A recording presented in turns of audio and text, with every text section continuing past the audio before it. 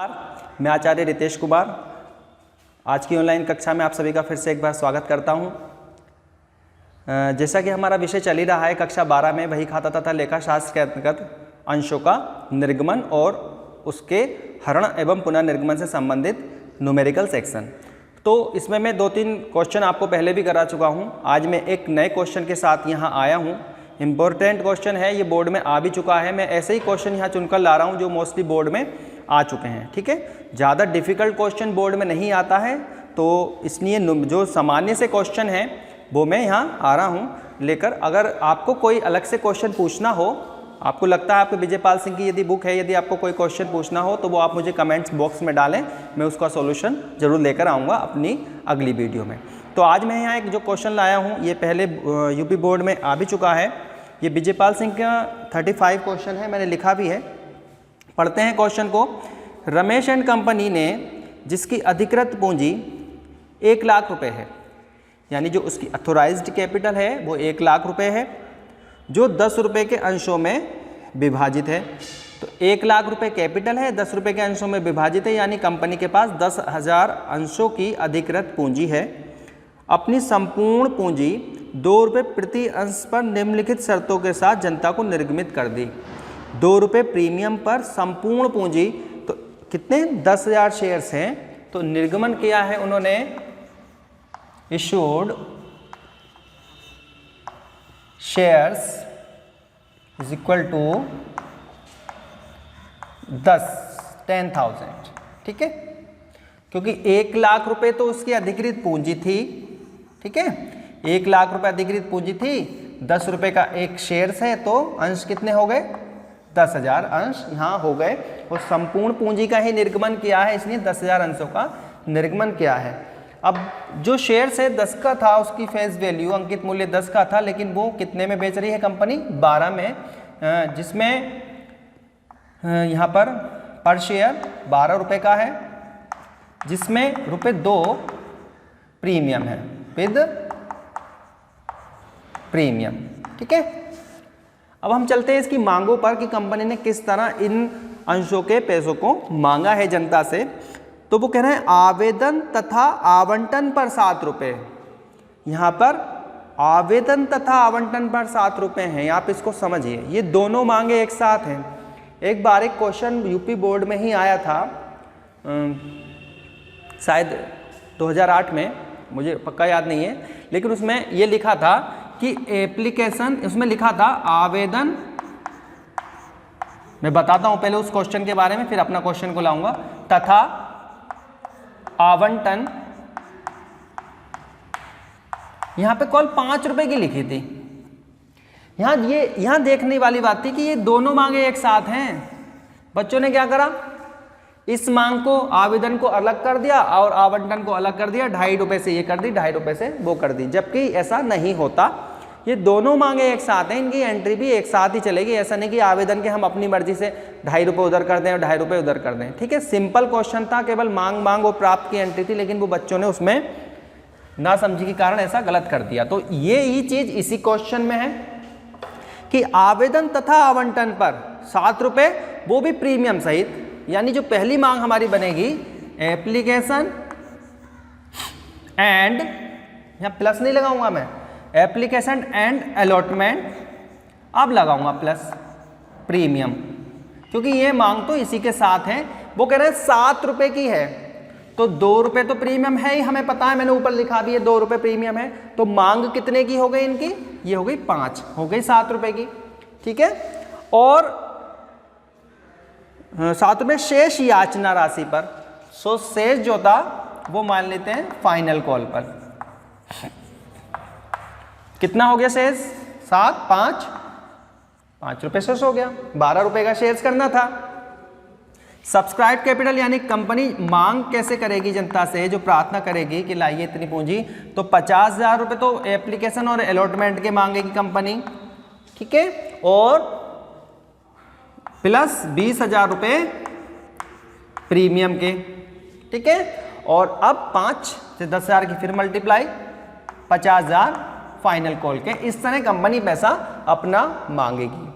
अब देखते हैं कितने अंशधारियों ने ये मांगे दी हैं, कितनों ने नहीं दी हैं। नहीं देने वाली बात लिखी होती है और नहीं देने वाली बात घटा देंगे तो वो जितने अंशधारियों ने दिया है वो पैसा निकल के आ ही जाएगा।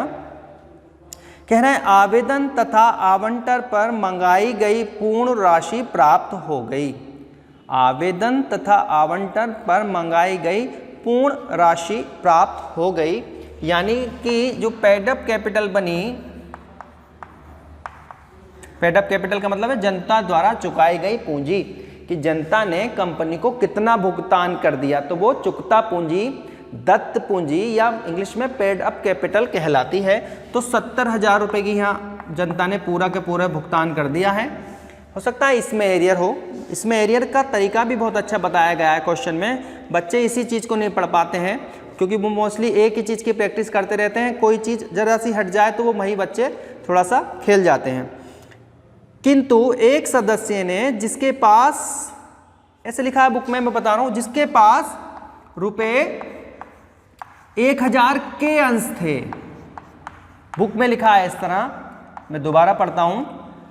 किंतु एक सदस्य जिसके पास रुपये 1,000 के अंश थे। अब बच्चे जल्दबाजी में क्वेश्चन पढ़ते हैं वो इस चीज को नहीं देख पाते, वो सोचते हैं कि 1,000 अंश थे और वो यहाँ पर जो एरियर कर देते हैं माइनस एरियर, वो कर देते हैं 1,000 गुणा 5 और 5,000 इसमें से घटा देते हैं, नीचे को 45 कर देते हैं और ये आप उनका हो गया सवाल गलत। उन्होंने कब कहा है कि 1,000 अंश थे? उसने कहा है 1,000 रुपये के अंश थे, तो यानी 1,000 रुपये के अंश थे, यानी ये चीज़ गलत है। तो बच्चे जल्दबाजी में इस सिंपल से क्वेश्चन को भी गलत कर देते हैं जल्दबाजी के पढ़ने के चक्कर में। देखते हैं, वो कह रहे हैं रुपये 1,000 के अंश थे और अंश की कीमत 10 रुपये है, इसमें प्रीमियम शामिल नहीं किया जाएगा। तो 10 रुपये का एक शेयर से तो 10 जीरो से जीरो काट दो, तो उसके पास, इसका मतलब है कि उसके पास 100 शेयर्स थे। 100 शेयर्स ही तो 10 रुपये के हिसाब से 1,000 रुपये के बनेंगे, लेकिन बच्चा जल्दबाजी में उसको पढ़ के गलत कर देता है। इसलिए ये क्वेश्चन मैं यहाँ लाया था कि 1,000 रुपये के अंश थे, याचना राशि का भुगतान नहीं कर पाया, यानी 100 अंश थे, तो एरियर बनेगा यहाँ माइनस एरियर्स 100 गुणा 5, 500 रुपये उसने नहीं दिए होंगे, ठीक है, यानी कि 49,500 रुपीज़ ही यहाँ मिले होंगे, ठीक है। ये हो गया इससे रिलेटेड। अब देखते हैं फॉरफिटेड की टेबल को देख लेते हैं। रिसीव्ड कितने हैं और अनरिसीव्ड कितने हैं। फॉरफीचर में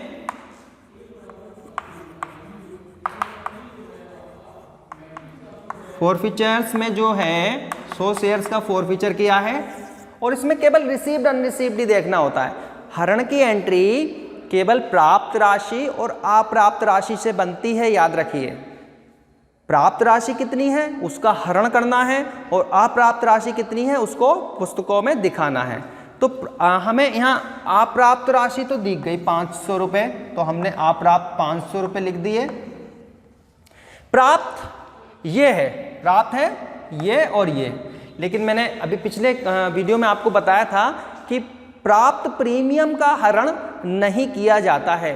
प्राप्त प्रीमियम की कोई एंट्री नहीं की जाती। यदि प्रीमियम अप्राप्त है तब उसकी एंट्री की जाती है। हरण वाली एंट्री में शेयर कैपिटल अकाउंट डेबिट के नीचे सिक्योरिटी प्रीमियम को डेबिट करके, मोस्टली जब मांगते हैं प्रीमियम तो क्रेडिट होता है, लेकिन हरण की एंट्री उल्टी हो जाती है, इसलिए सिक्योरिटी प्रीमियम को डेबिट करते हैं वहाँ पर। यहाँ पर प्रीमियम प्राप्त हो गया, यानी इसको 2 रुपये को नहीं देखेंगे, तो ये भी रिसिप्ट कितना हो जाएगा 500। बताया था 1,000 रुपये के शेयर्स में 500 नहीं मिले, 500 मिल गए, तो यह हो गया, ठीक है। ये उम्मीद है ये क्वेश्चन अभी यहाँ समझ में आया होगा। जनरल एंट्रीज तो बार बार वही होती हैं, यदि आप टेबल में थोड़ी कैलकुलेशन को सही कर लेंगे तो आपका सवाल सही हो ही जाएगा, ठीक है। अब मैं जरा यहाँ एंट्री देखता हूँ। सबसे पहले मैं राशि प्राप्त करूंगा, क्योंकि ये एप्लीकेशन मानकर ही एंट्री की जाएगी। ऐसा नहीं कि आवंटन है तो ड्यू कर लो। एप्लीकेशन मानकर ही ये एंट्री की जाएगी, और जब एप्लीकेशन होती है तो सबसे पहले राशि मांगी नहीं जाती, हमें प्राप्त होती है। तो सबसे पहली एंट्री जो हम करेंगे वो करेंगे बैंक अकाउंट डेबिट टू, अब ये दोनों मांगे एक साथ चलेंगी, to share application and allotment account. ऐसा नहीं कि हम केवल एप्लीकेशन लिख दें और अलॉटमेंट को छोड़ दें, बुक में ही लिखा है आवेदन तथा आवंटन, तो हम उसे अलग कैसे कर सकते हैं, हम भी तो बुक जैसा ही लिखेंगे। तो इसलिए मैंने लिखा to share application and allotment account, 70,000 रुपए का।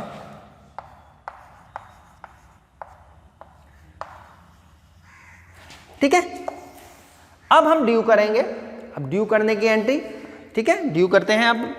तो share application and allotment account debit, ये 70,000 है।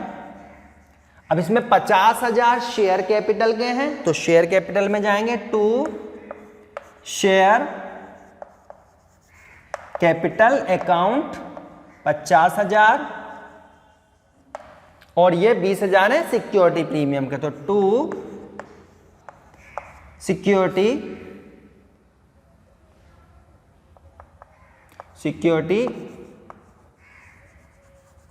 प्रीमियम, रिजर्व भी लिख सकते हैं, टू सिक्योरिटी प्रीमियम अकाउंट 20,000। ठीक है, ये तो ही एप्लीकेशन की राशि प्राप्त करने की और उसके ट्रांसफर की एंट्री। अब आते हैं हम कॉल पर, कि फाइनल कॉल मांगी तो 50,000 है, लेकिन 500 रुपये घटकर 49,500 प्राप्त हुई है। तो मांगते हैं पहले 50,000 share final call account debit 50,000 to share capital account, ये भी 50,000। ठीक है, अब हमें प्राप्त हो रहे हैं 49,500। तो bank account debit to share final call account, ये हमें प्राप्त हो रहे हैं 49,500। जितने प्राप्त होते हैं उससे ये एंट्री प्राप्त की कर देते हैं। मैंने बताया था एरियर दिखाने की कोई आवश्यकता नहीं है, अन्यथा हरण की एंट्री भी चेंज हो जाएगी। तो ये तो हमने निर्गमन की एंट्री कर ली कि जो हमें इतने रुपए आवेदन के थे, ये फाइनल कॉल के थे, वो हमने एंट्री कर ली। अब हम करेंगे इनका फॉरफीचर की एंट्री, यानी हरण की एंट्री। तो उसमें कहा है कि उसके पास 1,000 रुपये के अंश थे, और मैंने वहाँ लिखा है कि उसमें 500 रुपये प्राप्त हो गए हैं और 500 रुपये फाइनल कॉल के अप्राप्त हो गए हैं। तो हरण की एंट्री कैसे करेंगे, देखें, प्रीमियम को देखा नहीं जाएगा क्योंकि वो प्राप्त हो चुका है, प्राप्त प्रीमियम को हरण में शामिल नहीं करते हैं। तो करते हैं सबसे पहले हरण की एंट्री। हाँ, शेयर कैपिटल अकाउंट डेबिट, 1,000 रुपये के शेयर थे, 500 रुपये जब्त कर लिए, तो टू शेयर फॉरफीचर अकाउंट 500, और ये किस चीज़ के 500 रुपये आप प्राप्त है, to share final call account 500 रुपये। ये हुई प्राप्त। अप्राप्त से हरण की एंट्री की जाती है, प्राप्त राशि को फॉरफीचर में डाल देते हैं, और जो अनपेड कॉल्स होती हैं, जो एरियर्स होता है, जो मांगे प्राप्त नहीं हुई, उनको अलग अलग उनके नाम से क्रेडिट करते हैं। अब करते हैं पुनर्निर्गमन। तो पुनर्निर्गमन बुक में पढ़ते हैं किस तरह है। इन अंशों में से 50 अंश 8 रुपये की दर से निर्गमित किए हैं। 50 अंश 100 अंशों में से यहाँ पर जो हरण किया है हमने 100 शेयर्स का किया है। अब वो कर रहे हैं पुनर्निर्गमन 50 अंशों का। तो पुनर्निर्गमन देख लेते हैं। पुनर्निर्गमन 50 शेयर्स 8 रुपये के हिसाब से बेचेंगे, तो बैंक अकाउंट डेबिट 50 शेयर्स 8 रुपये के हिसाब से बेचेंगे तो कितने के बिकेंगे? 400 रुपये के। लेकिन 50 शेयर्स 10 रुपये के हिसाब से तो 500 रुपये के बनते हैं ना, यानी कि उसने 100 रुपये का यहाँ उनको जो नए अंशधारी बने हैं उनको 100 रुपये का डिस्काउंट दे दिया कंपनी ने, यानी लॉस उठा लिया 100 रुपये का। और इस लॉस की पूर्ति कहाँ से की जाएगी?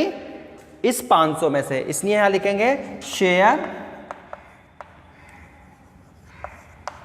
Forfeiture account debit. कितना लॉस? यहाँ लिख देता हूँ मैं, 50 अंशों पर 2 रुपये के हिसाब से लॉस बनता है 100 रुपये का।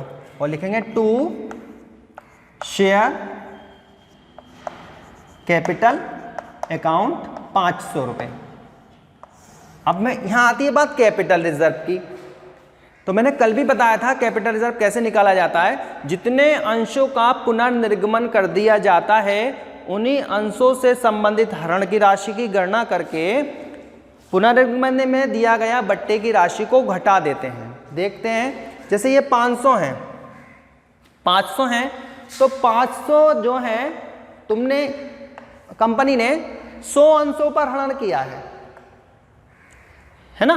500 रुपये का 100 अंशों पर ही तो हरण किया। उसके पास 100 अंश थे ना, मैंने यहाँ लिखा है 100 अंश थे और 500 रुपये का हरण कर रही है कंपनी, यानी पर शेयर कितना हो गया? 5 रुपये हो गया।